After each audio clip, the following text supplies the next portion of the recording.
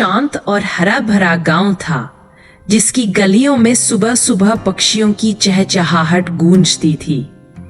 वही रहता था एक प्यारा सा बच्चा, आरव। आरव बहुत जिज्ञासु, खुशमिजाज और दयालु दिल वाला था।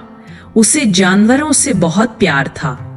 रोज सुबह स्कूल जाने से पहले और वापस आकर वह खेतों और जंगल के किनारे घूमने जाता और छोटे छोटे जीवों को देखकर खुश होता। कभी वह गिलहरियों को दौड़ते देखता तो कभी तितलियों के पीछे भागने की कोशिश करता। एक दिन जब वह हमेशा की तरह जंगल की ओर जा रहा था, उसे झाड़ियों से हल्की सी आवाज सुनाई दी। पहले तो वह थोड़ा घबराया, लेकिन उसकी जिज्ञासा उसे वहां खींच ले गई।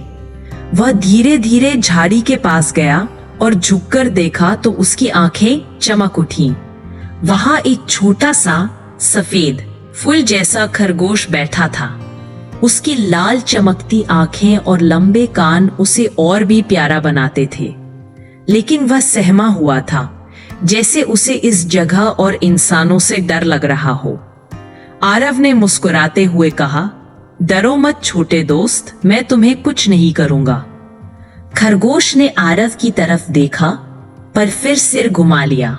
तभी आरव ने अपने बैग से गाजर निकाली और धीरे से उसकी तरफ बढ़ाई। खरगोश ने पहले थोड़ा हिचकिचाया, फिर वह आगे बढ़ा और गाजर चबाने लगा। आरव की खुशी की कोई सीमा नहीं रही। उसने खरगोश को प्यार से देखते हुए कहा, तुम्हारा नाम होगा मिट्टू। उस दिन के बाद आरव और मिट्टू की दोस्ती शुरू हो गई। आरव रोज स्कूल के बाद मिट्टू से मिलने आता और साथ में खेलते। दोनों की दोस्ती हर दिन और गहरी होती गई। आरव जानता था कि मिट्टू को खुली हवा, घास और जंगल पसंद है, इसलिए वह उसे अपने घर ले जाने की कभी जिद नहीं करता था। बस रोज मिलना और खेलना ही इसके लिए सबसे बड़ी खुशी थी। एक दिन मौसम अचानक बदल गया।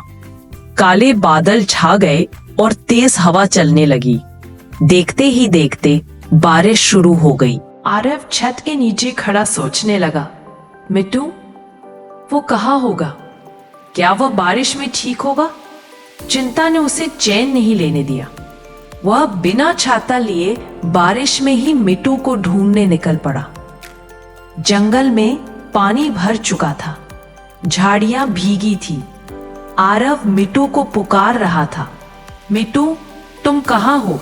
तभी उसे एक छोटी सी दर्द भरी आवाज सुनाई दी। वह उसी दिशा में भागा और उसने देखा कि मिट्टू कांटों की झाड़ी में फंसा हुआ कांप रहा है। उसके पंजे में हल्की सी चोट भी लग गई थी। आरव ने तुरंत झुककर उसे बाहर निकाला और अपनी जैकेट में लपेट लिया। बारिश तेज थी, इसलिए वो मिट्टू को लेकर अपने घर भागा। उसकी माँ ने भी मदद की और दोनों ने मिलकर मिट्टू की चोट साफ की। माँ ने मुस्कुराकर कहा, बहुत अच्छा काम किया बेटा। जानवरों से दोस्ती करना और उनकी मदद करना बहुत अच्छी बात है। अगले कुछ दिनों तक मिट्टू आरव के घर में ही रहा। आरव ने उसके लिए अपने कमरे में छोटा सा नरम बिस्तर भी बनाया। मिट्टू जल्दी ठीक होने लगा और फिर वही शरारती अंदाज लौट आया था। वह कभी बिस्तर पर कूदता, कभी आरव की किताबों को सूंघने की कोशिश करता। आरव की हंसी रुकती ही नहीं थी। जब मिट्टू पूरी तरह ठीक हो गया तो आरव उसे जंगल में उसी जगह ले गया जहां वे पहली बार मिले थे। तभी अचानक दूर से कुछ खरगोश उछलते कूदते आए। मिट्टू उन्हें देखकर उत्साहित हो गया। आरव समझ गया ये मिट्टू का परिवार है। वे उसे ढूंढते हुए यहां पहुंचे हैं। मिट्टू आरव के पास आया, अपने नरम चेहरे को उसके हाथ से रगड़ा, जैसे कह रहा हो, शुक्रिया दोस्त, तुम सबसे अच्छे हो।